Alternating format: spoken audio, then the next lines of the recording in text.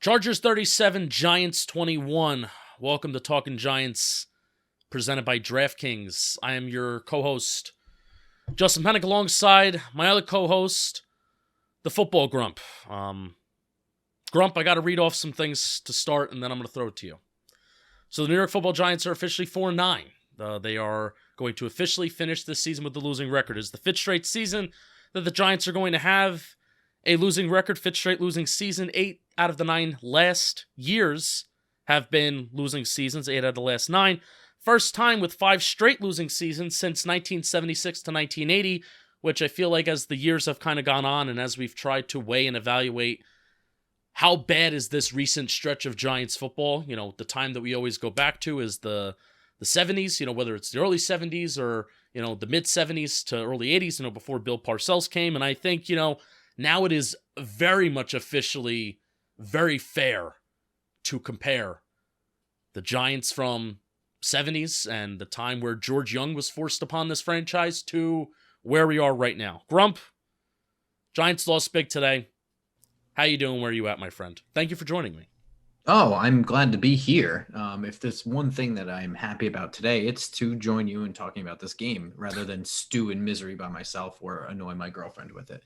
So, yeah, everything you said, it's a sad state of affairs, but it is the current state of affairs for this team. What I will say, though, is that this game, once you start talking about a quarterback being out, you're really just looking at situationally, game by game. It's just tough. Now, there's things we're going to break down in this game that are inexcusable, but season again this year, you look at the earlier games of winnable games, Denver, Atlanta, that Washington game. Those were the games where they should have been ahead of the chains here with their winning record, and instead they're behind. And they will not get ahead of their chains at the end of the season, and they've solidified themselves as another losing season. Yeah. It's those games. No matter when you have a losing season, it's those games in September and October that hurt the most. Now, you can't be like, I look at this game and I'm not like frustrated and mad that the Giants lost this game because, like you said, without the quarterback, without Daniel Jones, the evaluation and what we were really looking for post Jason Garrett, it's not there. And Daniel Jones is that main point of evaluation of like, this is why we really want to watch, to see how Jones looks with something that's different. But I will say this, I'm a little bit hot today when looking at the tendencies of what this offense is now doing with Freddie Kitchens, with kind of this Joe Judge collaboration where Freddie Kitchens isn't even the offense coordinator. He's the play. He's just the play caller. The offensive coordinator position, as kind of described by Joe Judge, it is a collaboration. And to see that this game, there were plays to be made, there were opportunities to be had, especially in the first half, and especially with running the ball, I'm a little hot considering that those opportunities were not expanded upon. I'm a little hot that Sterling Shepard only receives 4 targets in a game where he returns. I'm a little hot that, yes, Kenny Golladay gets 8 targets, he gets 2 catches. Now, I think that's a little bit more of a Mike Glennon conversation rather than a play calling and a Freddie Kitchens and tendencies conversation. But I'm running a little hot knowing that Giants are running the ball very well throughout the entire day, but especially when the game mattered, and that was in the first half. And there are certain situations in which we can talk about in this game where in passing situations, the Giants are running the ball. In running situations, the Giants are throwing it, and vice versa with each other. So we'll get to some specific stuff, but that's where I'm at right now. And that's why I'm hot right now when thinking about Joe Judge, when thinking about Kitchens. Not necessarily that we lost the game, but just because of tendencies.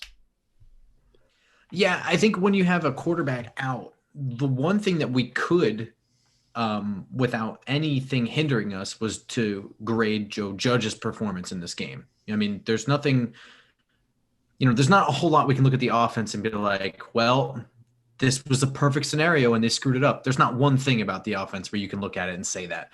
But you can look at this whole game as a Joe Judge grading game perfectly fine. And I guess the one positive is I don't feel like he wasted a single timeout in this game. I mean, the 2-minute situation at the end of the second half was about as bad as you can draw it up, but I don't think that any of that really falls on Judge unless we're going to critique the play calling for the drive where they got the ball back. But I mean, I don't know. Is that positive? Yeah, I guess not. Having timeouts at the end and having an opportunity to put points on the board at the end of the half, but that is just a sign of a much larger problem where what did they say in the broadcast? 57-0. That's the point differential in the final couple minutes of the half this entire year. Yeah, we've never scored in the final 2 minutes or final 4 minutes, I think, of the second quarter, and we've allowed something like 56 points or something absurd. And I think before this game, the point differential in the second quarter was minus 59. In the first quarter, it's -1. In the second quarter, it's minus 59. And then in the third quarter and the fourth quarter, it gets progressively worse from there, too. And seeing that from Anthony Reinhardt's a page on Twitter that I really like, and seeing that really puts in perspective this Giants season of, first quarter, the game is there. And I kind of, I don't know if we talked about it on the preview pod, but I was with Dan Schneider and Nick Filato, and I said, I think this Chargers game is going to go a lot like the Rams game, where it'll be close in the first quarter, and then teams just pull away in the second quarter. And that's just how, good teams have been able to play against the Giants, and that's just how, these games have gone for them. So I would say this one felt even worse than that. Like defensively, it felt like the loss of Adoree Jackson maybe weighed a little bit more on Patrick Graham and the way he decided to draw up the defense. They didn't feel very aggressive. They felt very soft. It almost felt more like the defense from the Tampa game to me. It's just that we weren't facing the same level of offensive proliferation with Justin Herbert not being Tom Brady and with Keenan Allen not being active. Yeah. So it felt very soft defensively. This game felt over very quickly. All right, let's start off officially on the offensive side of the ball. You want me to take the first crack at it? You take the first crack at it before I start ripping about some stuff. So this is kind of cool. You and I run totally different styles of podcast. I try not to record or do much right after the game, and I try to let things settle. And then I will rewatch 1 or 2 times very, very closely, keying in on certain things. And, by then I've cooled down and I can analytically and objectively look at things. So, without that, I really just kind of have notes from live gameplay. And right from the beginning and all the way through the game, all I kept seeing was that there were actually decent running lanes. And it was one of the things that we pointed out. And we pointed out 2 things, right? I mean, there was a weakness at corner with Asante Samuel Jr. not going to be available, but there's certainly history shows with this Chargers team that they're not very good against the run. And when you have a backup quarterback in, I don't care what the weakness is at corner. If you are able to move the ball on the ground, then you should be running with that until it fails. And I think more than anything, what frustrated me isn't necessarily that they got away from the run. It's that they were very predictable when they did get away from the run. You run 2 times and you get 7 yards, and then you run a 3rd time and it's a no gain, and you see the whole personnel shift on the offense. You see a whole new group of guys come out there and we run 4 wide or something like that with an empty set. I mean, it doesn't get any more obvious that we're not going to run on this play. We are going to run on this play. And the fact is it was pretty obvious when we were going to run, and we were still able to get net positive out of it. I don't know why in this matchup we decided that Mike Glennon offered us the best chance to win a game. And it's strange having to reverse my normal argument of throw down the field. But I would say even more than you and even more than Bobby, I'm more of a fan of the run game personally. I think it's an easier thing in terms of getting everybody on the same page. And that really is the only consistent thing I've seen from this offense all year, is that the timing is off for all 11 guys on every single play. There's one guy at least that's off on timing every single play, and it kills them. And for most of this game, it felt like it was Glennon, which we decided to keep the ball in his hands. Yeah. And the run game was working. And when I'm not a fan of running the ball is when teams and NFL teams try and just stick to the run and quote unquote establish the run when there's nothing to establish because it's not working. And that has been the Giants this entire season. It's been the Giants this entire season. And the one game where you can kind of prove, like, hey, this approach can work. This approach, not even that it's right and that you win the game, but this approach, we can sustain some drives. We can get on the opposite side of the 50-yard line. We can do some things here. The opportunity to do it was this game, and it showed early on where Barkley was being efficient. Booker was being efficient. And like I said, I'm mad at the tendencies where there were situations where the Giants should be throwing the ball, but they're running. There's a 3rd and 2, the first drive of the game, where you're running the ball kind of at will to start, and you throw the ball, and you put the game in Mike Glennon's hands, and you're at midfield, you throw the ball, and you don't go for it on 4th down. So that's a Joe Judge thing. It was a beautiful combination of being pissed off at Freddie Kitchens for not running the ball on 3rd and short when you're supposed to on a 3rd and 2, and then not taking advantage of running the ball well, not taking advantage of being at midfield, not taking advantage of moving the ball well, and punting and losing all momentum. Well, that punt right at the beginning is probably my biggest knock on Joe Judge for this entire game. I mean, right there, it's more of what we've seen all year of just being ultra conservative. We've shown time and time again that they can pick up 2 yards.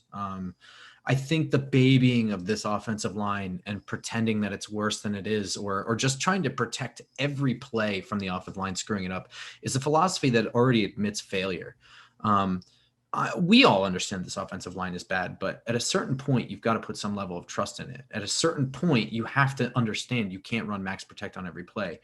The punt early on, I have to be honest, that's kind of where, like, mentally I kind of shut off right at that point. It's well, we're doing this again.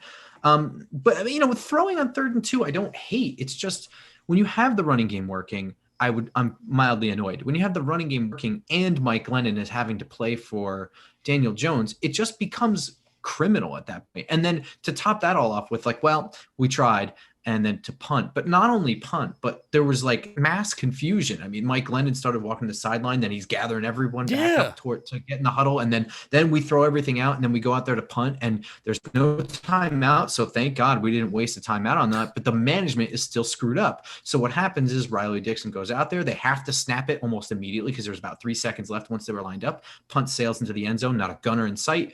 And you get something like a 29-yard punt out of the situation. Yeah. I mean, and that's also the embarrassing thing too about this whole entire operation, this whole entire team. It's that you're conservative, and the things at which you try to be aggressive on, which is on defense and special teams and with these trick plays too, you fail in every single aspect. The punter stinks. There was one good punt today that was inside the 10-yard line, and Keon Crossan made a nice play on, getting that football. Great. Gave a 6th-round pick to him. He better be doing good things, But every single aspect of, we want to try and play the field position game, but we're going to put that punt inside the end zone. And Mark Schlereth had a great point about running those trick plays, which that triple-double pitch to... Yeah, that was ridiculous. Just so bad, and I think also now Garrett tried to do it, but I don't know if it's a Kitchens thing. I don't know if it's just an offensive thing.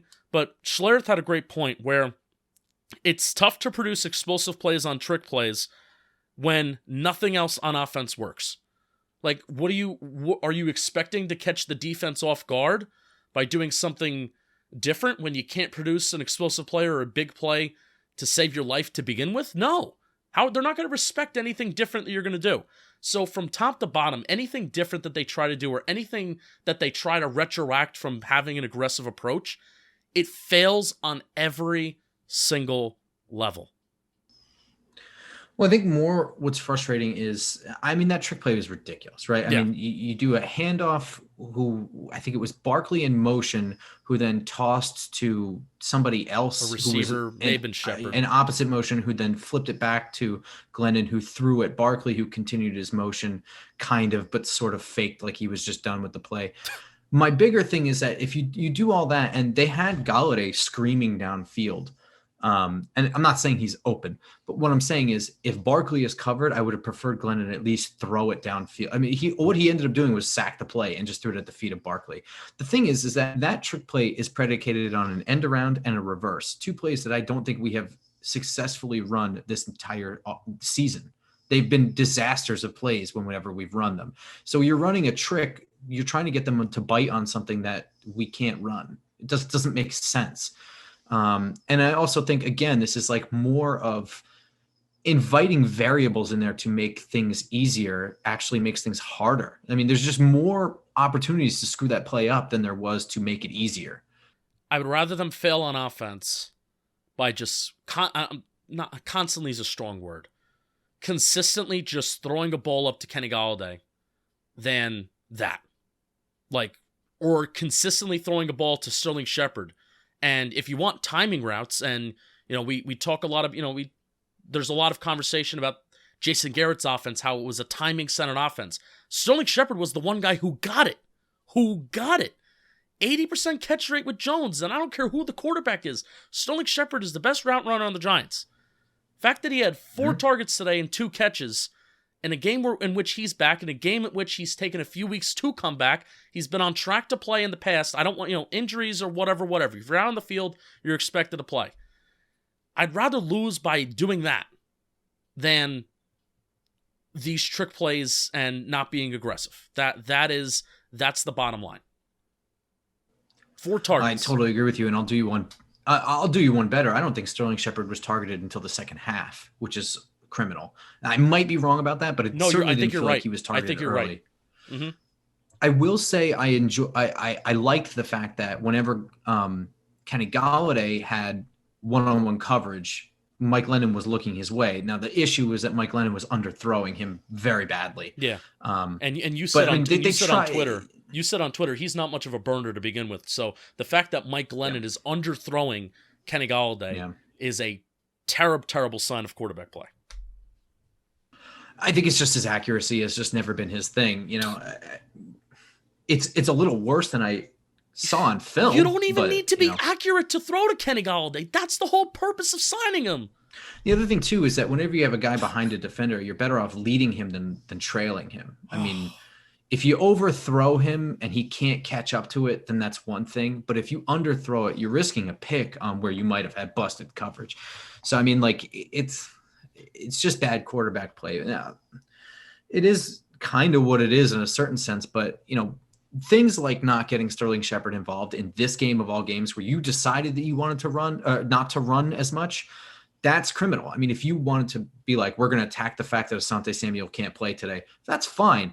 But how you're not targeting Sterling Shepard more often in this game, I just don't understand, especially with somebody like Kadarius Toney not available to play. I don't get it. Glennon had 10 completions in a game in which the Giants were down by 20 points at one point. Giants were down by 20 points, I think, like in the third or the fourth quarter. And he had 10 pass completions.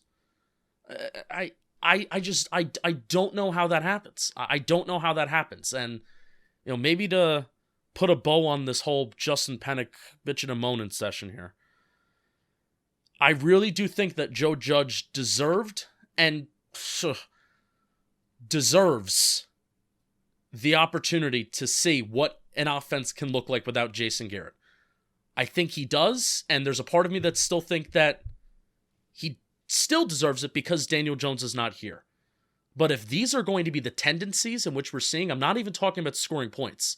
Because we didn't score points against the Eagles, and I thought I liked that game from, a yards after the catch standpoint, and that's basically it. I saw yards after the catch, which was never a thing from Jason Garrett. So that was a good first sign. But if these are going to be the tendencies in a game in which something was working, and that was the running game, and you're going to have 9 rushing attempts in the first half while the game still mattered, it's a bad sign. That's basically it. It's a bad sign to me. What do you consider running situations? Do you consider them based on alignment and formation, or do you consider them on down and distance, or a combination of both? I'm curious on how you evaluate what is a running or passing situation. It's a combination of both, and I think the Giants, especially over the course of 2020 and 2021, they've had a very difficult time finding ways to get positive matchup situations to run the ball. Wayne Gallman on 40% of his rushing attempts last year ran into an 8+ man box, which is a miracle considering that he averaged over 4 yards per carry. I think it's a miracle. And no running back in the NFL faced 8+ man boxes more than Wayne Gallman last year. I don't think I think that's a sign of the Giants not producing explosive plays, and the Giants, teams just not trusting Daniel Jones that he can produce the explosive plays enough and beat teams with the blitz. But Giants have had a lot of trouble finding optimal situations on when they can run the ball, when it's best to run the ball, where they think that they're the Dallas Cowboys, where they can just line up and no matter what the personnel is in front of them, they can just bash the guys in front of them and take care of business, which is not the case. Yeah, well, I mean, we've pretended to be the Dallas Cowboys for the last 2 years now, so that doesn't surprise me at all. We thought we could just hire a Dallas Cowboy and then just be the Dallas Cowboys. Yeah. And surprise, surprise, it didn't work the way we thought it would. Man, but overall, I think the running game wasn't limited to Barkley, even though we got to see a little bit more of Barkley being Barkley. I thought Devontae Booker had a good game too. As a running back too in the league, I think he's pretty darn good. He's also better at catching than I thought. Another game of errant passes from Glennon. That's why he's better than Gallman, because I think he's just more complete. And Morris. Yeah, and Morris. Alfred Morris had his first receiving touchdown last year. Mentioned Shep and Galladay. Mentioned there, 2 for 8. Galladay was 2 for 4. Shepard was. It doesn't even matter their yards. Just some other notes. I guess these are some stat notes. Kyle Rudolph with the longest play of his entire career, the 60-yard catch. Had a little. He was rumbling, but a little faster than I thought he was. It was nice to see him in the open field and get the yards after the contact too. Any thoughts on that play? Cool. That was a little bit more of what I expected from Kyle Rudolph, to be honest with you. I know Giants fans thought of him more of him as a blocker, but I think that was just short-sighted. I think he's more of a complete tight end than people realize. Notre Dame, he was much more a receiving tight end. Now that was a little bit dramatic for him, 60-yard, but he is a guy who is pretty good against zone coverage and can find soft spots, get open. He has pretty decent hands. He's certainly very good in the red zone. I don't know when we plan on unlocking that part of the playbook that Jason Garrett had locked up, but I wasn't overly surprised by that. And quite frankly, from the Chargers defense, those big holes in the zone is what I'm used to seeing on tape from this year. So I thought there would be attacking a little bit more of that, and that just didn't happen. What I thought was more interesting would seem to be more rotation on the offensive line. We saw a switch up between Bredesen and Skura at left guard, and we saw Solder and Matt Parrott rotating. And I don't know that there was any injury reason why those guys were rotating. So I thought that was very interesting as well. Yeah, Parrott comes in, obviously you're going to have to rewatch to fully see when guys come in and out. But I think Parrott comes in like the second quarter, and then Solder comes back in at some point, and then Parrott checks back in. Ben Bredesen I think he left with an injury, which stinks, because if there's one guy, I think even more, I almost want to see Bredesen more than Parrott, because I kind of have the understanding and like right tackle, I'm expecting one of those picks in the first round this year to be right tackle, and I'm kind of not gonna lie, I'm kind of in on Evan Neal right now. Without watching much tape yet, but just knowing that positional value and knowing how important, if you can have 2 bookend tackles for a long time, that's a really big thing. So I kind of have it in my brain that Parrott's not going to be the right tackle next year, definitely. But Bredesen's big, because you can't replace 4 starters on the offensive line. Somebody's going to have to be here, and somebody's going to have to rock and roll. And Bredesen could be here. So seeing that he went down with that injury stunk. He was my giant factor. he was your giant factor. Very, very good giant factor. He is now hurt and could be out for a while when we need to see him, when we need to. And we lost because he's out. He's the whole reason we lost this game. That's true. It's very true. Saquon Barkley had his best rushing day of the season. We're talking about the Giants running the ball somewhat well. He had his best rushing day of the season, 64 yards. And his previous best was 57 yards. So that's fun, thrilling, exciting. I will say, since we're being very critical of the offense beyond just the execution and the players playing and in the tendencies and whatsoever, but the touchdown pass to Saquon Barkley is a play call that I do like, and a play design that I like very much, and was executed perfectly well. I know it was garbage time and it's not important, but I just thought I'd mention. I think that's a good play. I like that play. Looked good. And they should do it more. I mean, I know Saquon is he's not just leading running backs in drops. I think he's almost up there and like leading the league in drops right now. But still, I mean, you have this guy in your football team. If you're gonna do these empty sets, put him out there. You know, I'd low key rather see Saquon Barkley out there as wide receiver and him possibly getting yards after the catch and being put in space than Pharaoh Cooper. You know. Sure. Yeah, I agree. I mean, we talk about the positional value and picking Saquon second overall. The justification for that is that he's more than a running back. He's an offensive weapon. Well, he's not if you don't use him that way. So you got to at least try. If you were wrong, you were wrong, but you got to see if you were wrong.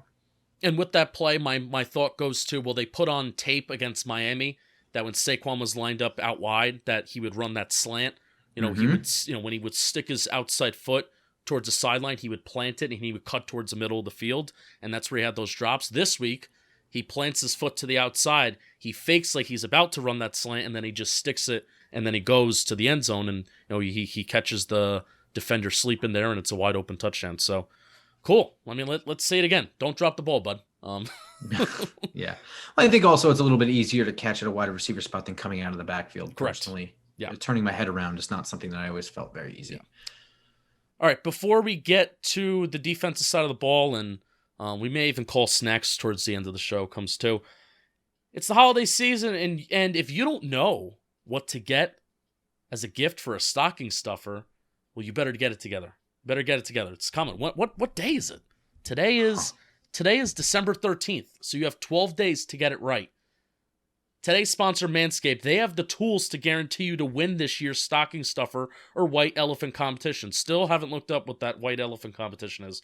Do you know what it is? Do you know what a white elephant competition is? Do you want me to explain it while you're doing it? Or at the end? I do, because I'm very curious, and Bobby Skinner and I had the theory that it sounds like some sort of high-class society thing.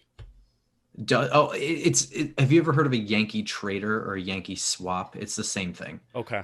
Different name for the same thing. Heard of it, never been a part. Gotcha. I'm going to do that. It's now on my bucket list. Manscaped is the leader in the men's below-the-waist grooming, and they have served more than 4 million men worldwide, if my math is correct.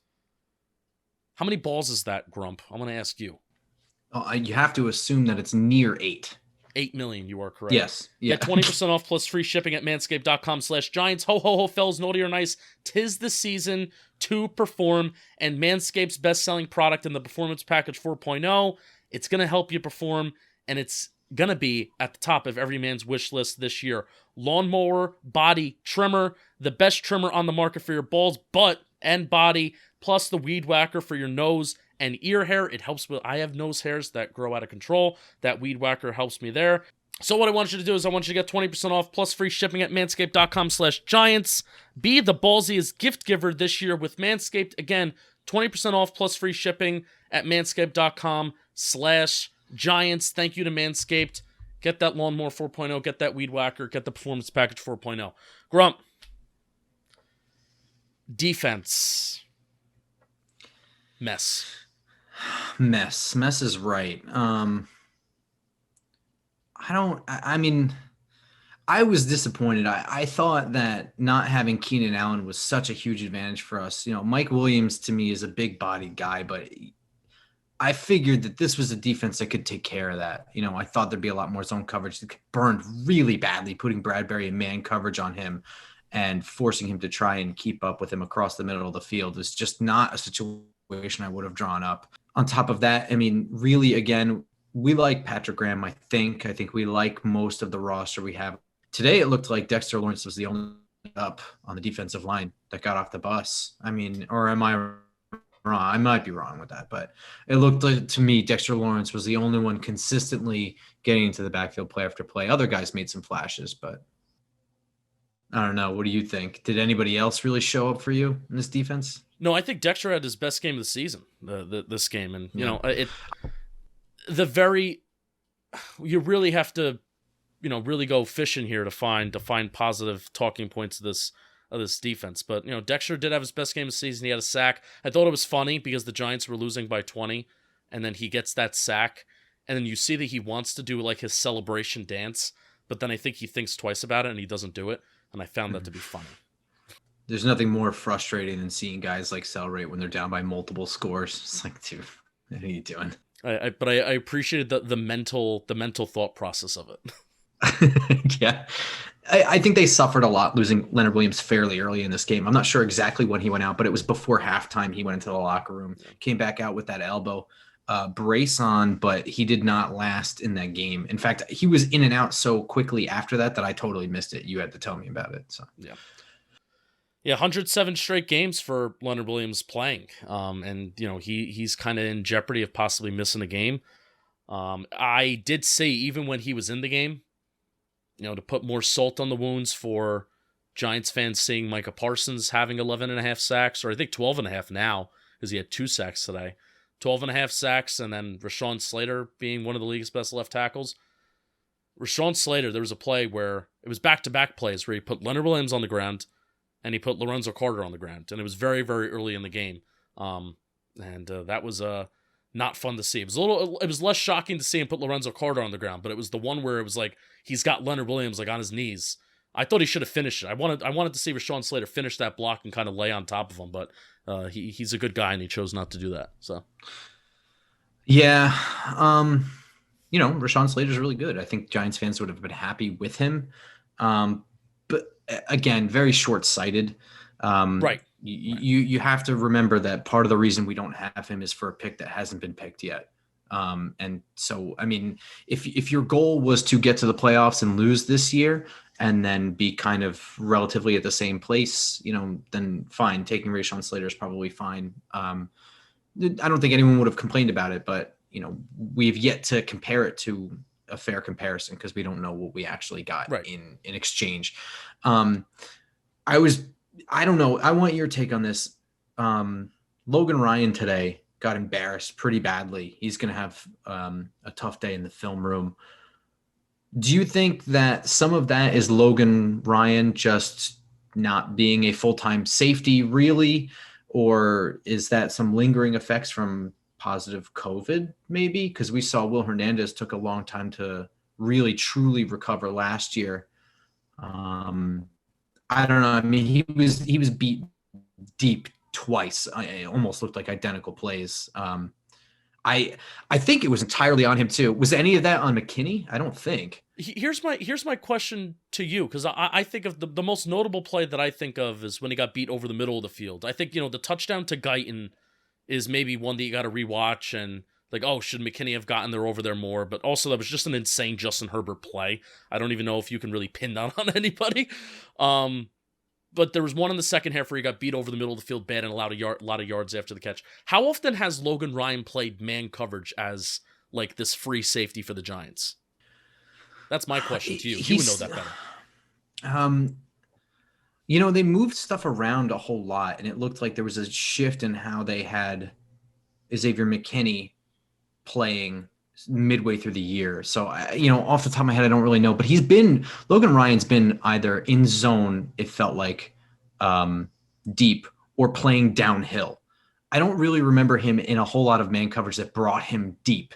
And it's really not something that I would think that I would want him in a situation like that. In a long stride situation, trying to keep step for step with somebody is not really a situation I would prefer Logan Ryan to be in. That would be more an Adoree Jackson thing or somebody with a safety help over the top. Yeah.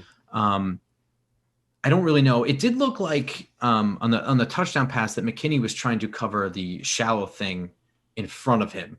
I don't know who it was. It shallower thing, I guess I should say, and then kind of readjusted once he saw the throw coming, and it should have been Logan Ryan on the back end. Yeah.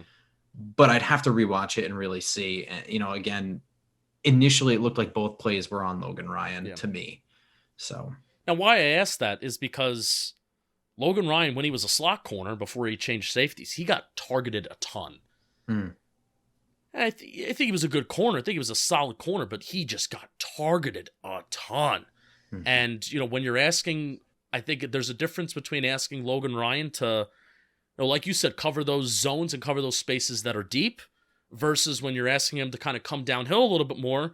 Well, you're more likely to be in the television screen, where it's hard for a guy like me to evaluate Xavier McKinney. Is number one, I don't fully know how to evaluate secondary play in all 22, and I don't know what coverage is always being run all the time, and If you're out of the TV screen, then I think you had a good play. If I don't see you and I don't see you trailing behind a guy, I think you had a good play. But it's those guys that are targeted in the intermediate part of the field, in which we're seeing more. You see the corners, you see the linebackers kind of running after guys if you're playing zone in the middle of the field, et cetera, et cetera. So during those plays in which we saw, I guess, Logan Ryan kind of coming down, playing a zone, and then he's trailing a guy after he catches the ball, that's where it looks bad. And, Logan Ryan, as a slot corner and as a corner in his career, before he switched to safety, he got targeted a lot. That was my main gripe with him in Tennessee.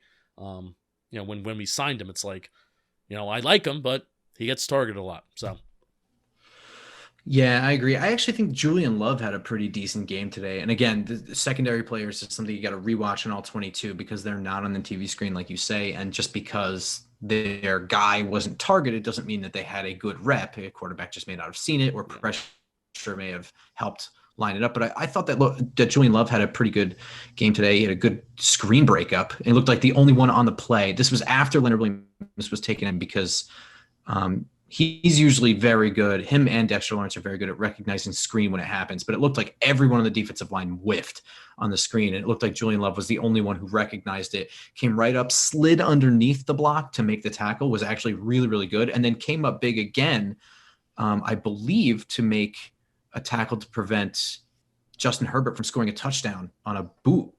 I think that was Julian Love that slowed him up, and it was like Lorenzo Carter or something that cleaned it up and made the stop.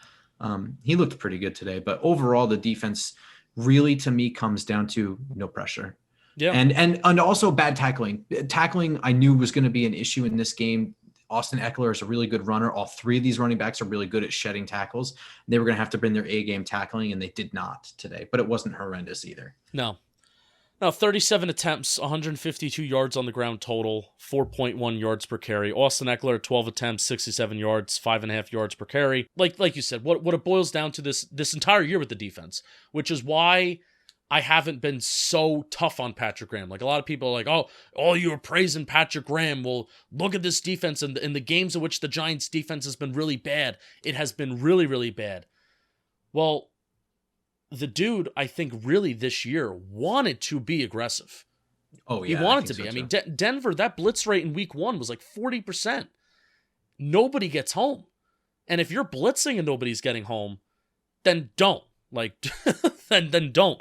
Then just play to your team's strengths, which is not allowing the explosive play. Now, they allowed a few explosive plays today, and most notably the dagger, which was in this game, was the Justin Herbert, the 60 air yard touchdown that he had. The biggest mistake that the Giants defense and the Giants management came into the year with this defense is misevaluating the edge room, thinking that O'Shane Ximines, Lorenzo Carter, post their injuries, can carry this edge room. Now, Azeez Ojulari has been exactly what I think he is, what he was going to be, and I'm very happy with that. 6.5 sacks. He may add a sack or two more. He's got to get those pressures, and he's got to get those QB hits up. But everybody has to get the pressures and the QB hits up. It's not just him. But that was the biggest mistake of Patrick Graham and whoever's in the building that's responsible for evaluating the roster on the defensive side of the ball, is just thinking that this edge group can be a competitive edge group, because it is nowhere near that. And that impacts every single layer of this defense. It impacts how they play the run, and it impacts how they play the pass as well. I'll do you one better, and I'll say that I didn't like O'Shane Ximines from the pick. Yeah. I mean, Lorenzo Carter was somebody that I really liked, but not just for his edge presence. I thought he looked very good in coverage. I thought he was a well-rounded guy, and I thought the third round was a good spot to get him. And anyway, I think he's lived up pretty close to his billing. If you take out his Achilles injury, he's fine. He is what he is. O'Shane Ximines to me was a one-trick pony at a very low level of competition. I didn't see what was going to make him so special. So I wasn't surprised at all to see that he didn't come to fruition. I would say Azeez Ojulari has actually exceeded my year one expectations by a long shot. I mean, he has the rookie sack record at this point. I mean, all right, now we gotta talk about something. Now, Bobby and Danny hate me for this. Azeez Ojulari technically does not have the rookie sack record. Do you know who technically has the rookie sack record? Oh, is this before they started recording it? Yes. Okay. Lawrence Taylor got 9.5 sacks his rookie year. He could still beat it. He could still beat it. Or are we going to asterisk because it's a longer season? Are we doing the 61 thing No. here? I don't know. I think at this point it's just you beat it. It's the new NFL record, and there used to be a point where the Dolphins went undefeated. They didn't play 16 games. No, not at but all. they're still recognized as the only team that went perfect. So I don't want to put the asterisk of less games, more games, et cetera, et cetera. But people don't. So he's got to talk get about 10. enough. He's got to get 10 if he wants to. In my brain now, in everybody else's brain, you can think that Azeez Ojulari has the record, but in Justin's brain, I'm also the host of a history podcast. So Lawrence Taylor has the rookie sack record right now, and Azeez Ojulari is chasing him. Okay. All right. So he's got to get 3.5 next week against Dallas. And we'll do it against Tyron Smith. Yeah. Well, at least they lined him up against Storm Norton this week. I was happy with that. At least they didn't put him up against Rashawn Slater. Speaking of the edge room, and then this can transition us to, that jaw-dropping play by Herbert. That was Lorenzo Carter's best rep of the entire year. Do you remember what I'm talking about? Where Herbert rolls to his right, but Carter beats Slater. He bends the edge, and it's like, whoa, we haven't seen this. Because Carter's usually a guy that kind of like bull rushes. He has that. I think the stem arm, where he has one arm that's one arm's longer than two, baby. One arm that's on a shoulder, and then he's pushing, and maybe he's using the other arm trying to get free.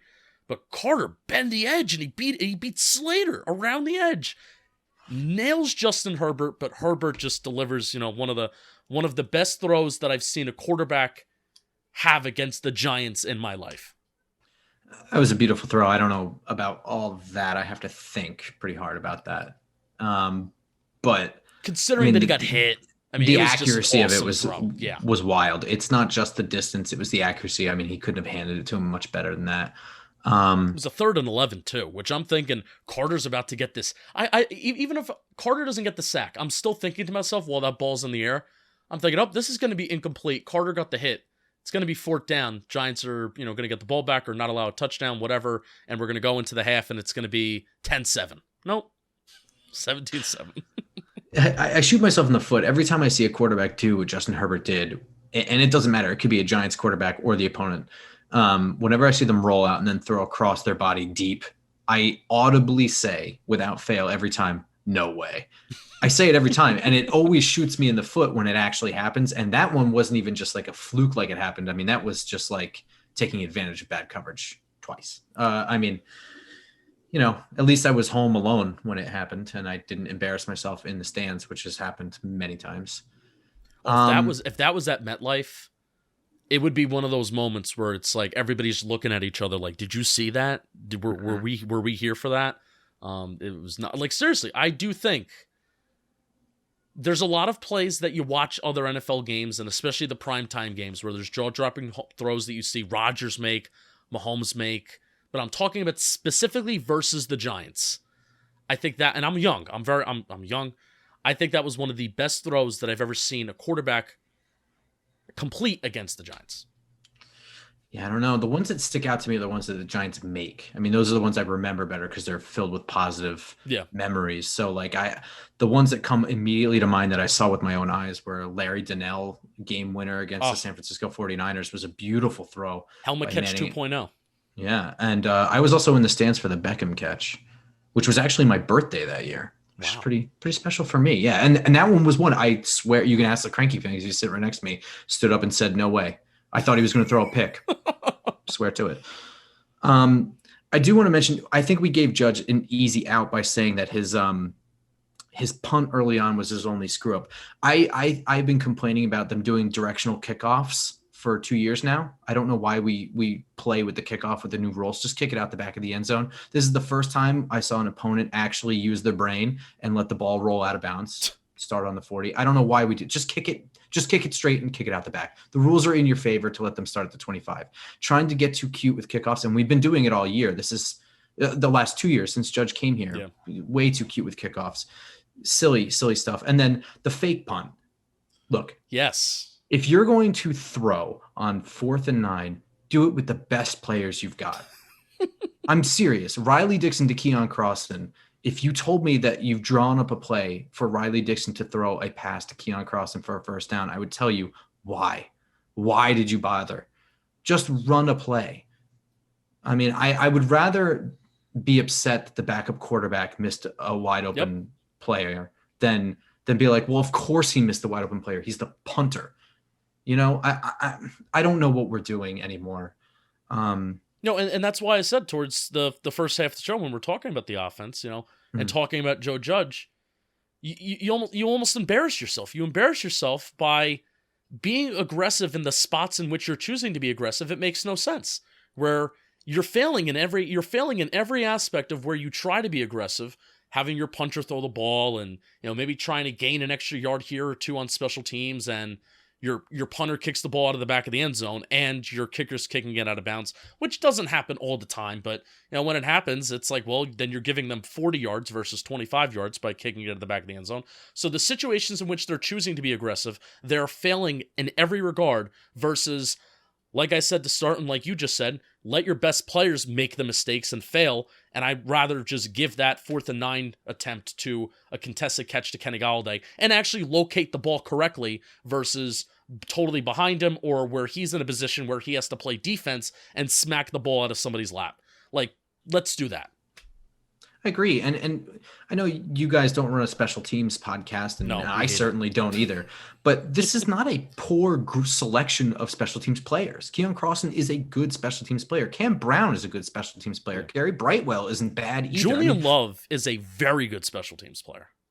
Absolutely. This is a team full of good players. The execution, the problem's there. I'm putting that on coaching. And I don't know if it's just Judge, but I mean, he's at the top. And so all of it comes down on you first. So Yeah, McGahee also mentioned that, I think it was McGahee this week that mentioned Graham Gano's accuracy when they tell him not to kick the ball out of the back of the end zone, which is funny. That is kind of funny. Also, speaking of accuracy and kicking, did you ever see a replay of that field goal? No. That the Chargers kicked that, to me, looked like he just totally missed? That was frustrating because I think I was doing another clip for, you know, whatever maybe happened on a second or a third down, and I missed it. And everybody was, you were talking about, he definitely missed that field goal, and they just never showed a replay of it or anything. Yeah, I mean, I don't know for sure, but that one angle I have, I mean, I replayed it, and the one angle I have from behind the uprights looked like he missed significantly. And I trust that it couldn't have been that way. But, I mean, to not even give me a replay at all, it seems kind of strange. It had to have been close. I don't know. No clue. Anything else you have on the defensive side of the ball? I don't. I guess I was happy to see Ellerson Smith get some reps, yes, although it was on the inside, which I thought was interesting. Well, that's what they've been doing. I think they've been using Ellerson Smith as a filler for whatever stunt that they want to run. But you don't think that's his ultimate thing, right? That's just trying to get him some reps. I think so, because it's nice. It's kind of fun to see. Like, they're bringing a little bit of like NASCAR back, where at one point it was Aziz on the outside, Ellerson Smith, Leonard Williams on the inside, and then Lorenzo Carter on the outside. Which I'm like, hey, I consider that a little NASCAR. I know Leonard Williams is a big guy, but you know, I want him on the field on a pass rushing down. So that was fun to see. I also thought, again, and just another note, Quincy Roche, I thought, had a pretty solid game. Again, I think he's had solid games since he got here. To be honest with you, I don't know. I can't remember a specific game where I was like, he just didn't look like it today. Yeah. Unless I'm just remembering wrong.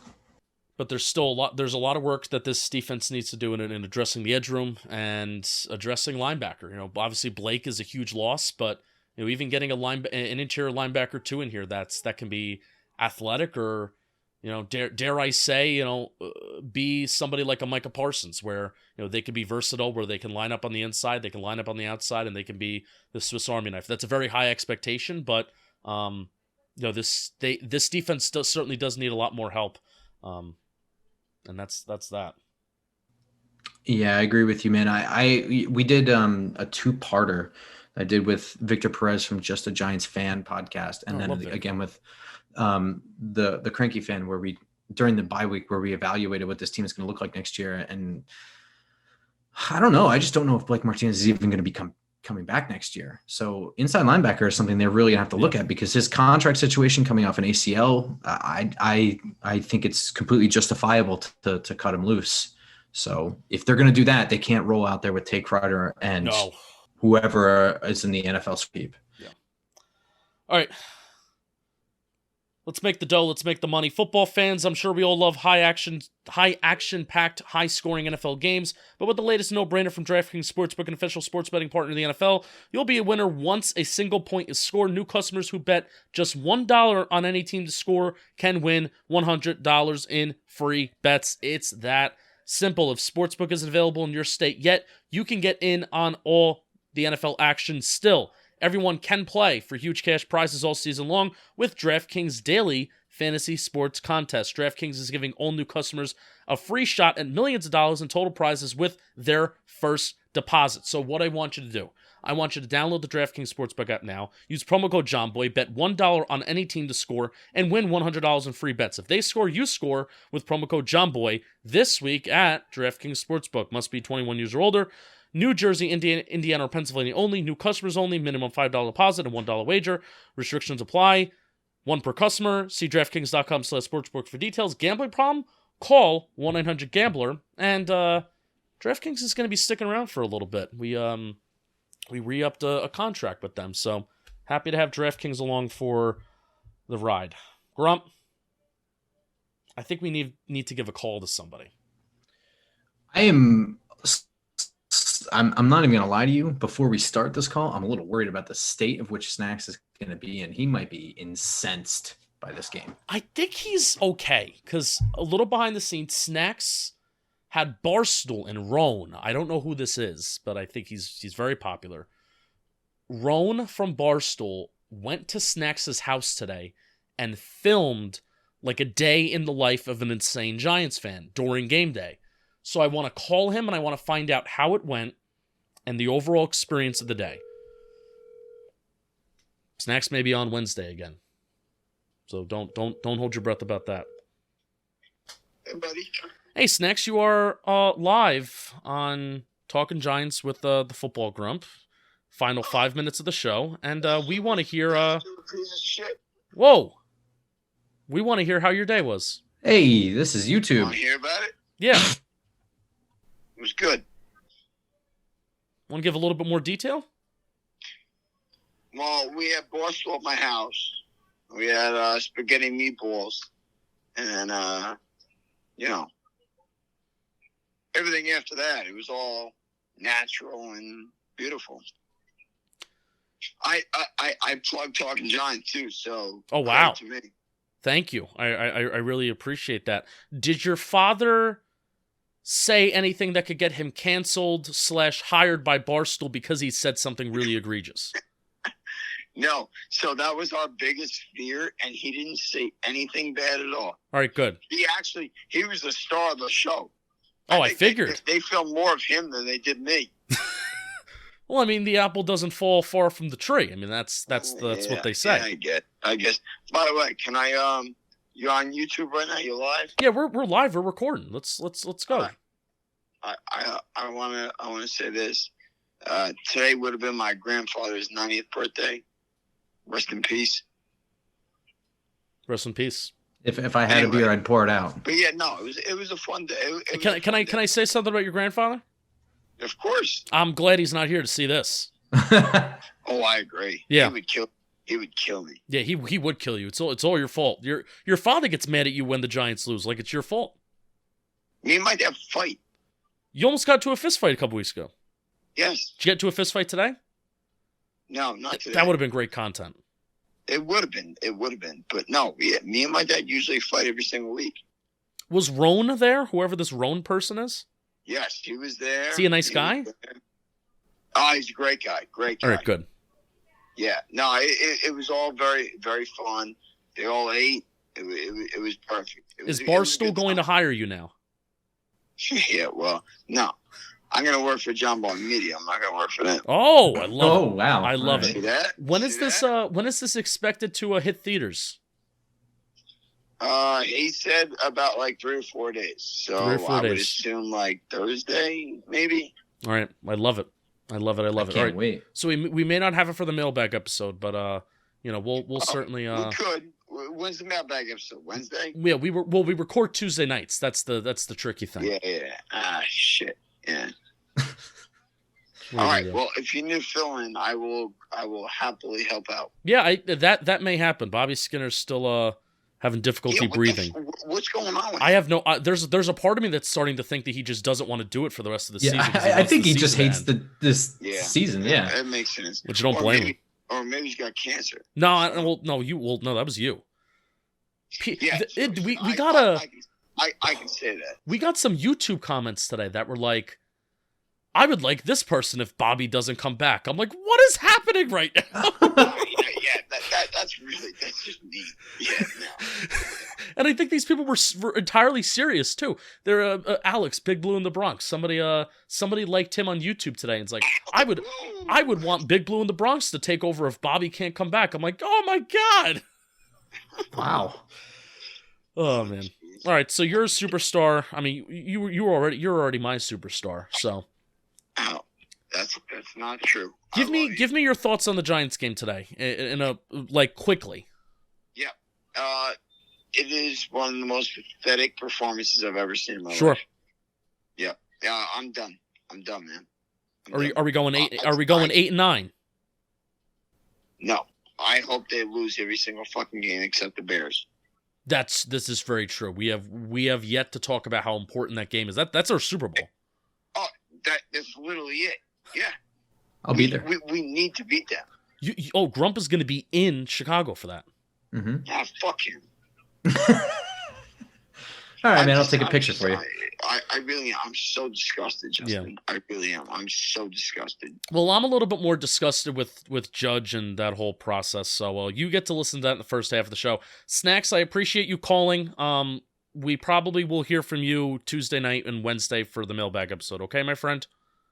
Sounds beautiful to me. I love you, buddy. Love you. All right. Goodbye, Snacks. All right. There you go. That's Snacks. Barstool went to his house today. So he says right now that he hopes they lose every single game, but I have a feeling on the 19th in the parking lot, he's going to be a different person. Sunday morning he will tweet. We are going 8-9. Yeah, I think you're right. Yep. I've seen him in action, and I have a good feeling for how it might go. Absolutely. All right. You know what? I'm making an executive decision. You do it. I am pushing the ad that we have from John Boy Media to Wednesday. I'm not running it. There you go. You heard it here first. They nobody big from the company listens to this, so I can make that executive decision. I will put how about this? I will put the audience, John Boy Media audience survey in the description. If you want to complete it for 20% off any item on the Talking Giants John Boy Media store, do that. It will be in the description. There you go. That's it. Grump, closing thoughts, closing statements. Thank you for joining us. Well, my closing thought is if Bobby can't continue on with this podcast, that I am clearly the best choice to come in here. I believe I'm the 5th rotation guy, for TG.